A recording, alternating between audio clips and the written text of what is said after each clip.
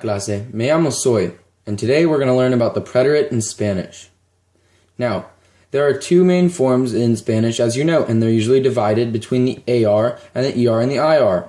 The ER and the IR are grouped together, and the AR is kind of an isolated case on its own.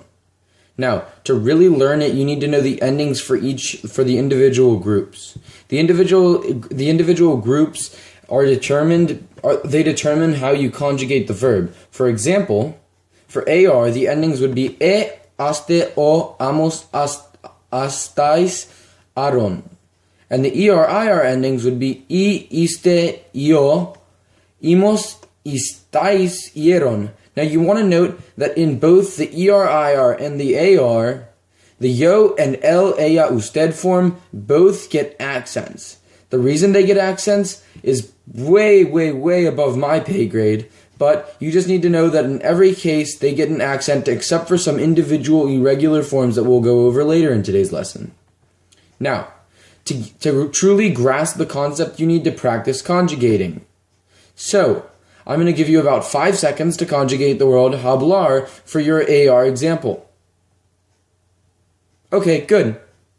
Now, the AR verb hablar would conjugate in the preterite as following. Hablé con un acento, hablaste, habló con un acento, hablamos y hablaron.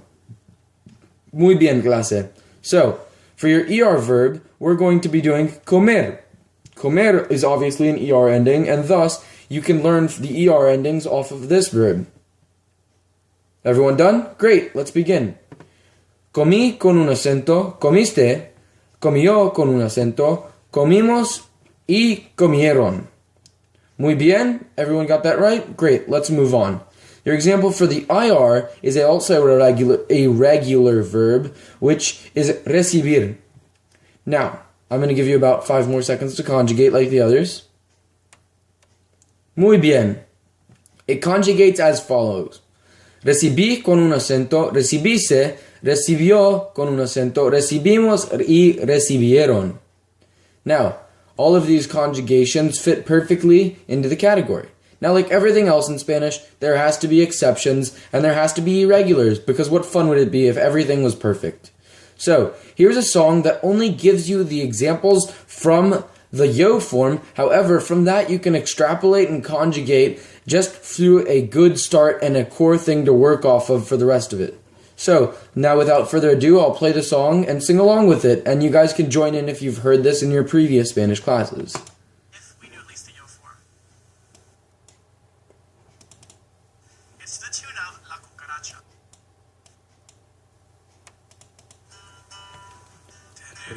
Estar estuve, ires fui también ser, tener pude, poder pude, trajes para traer, hacer hice, haber hube, saber supe que requise, tener dije, venir vine, ver vidar.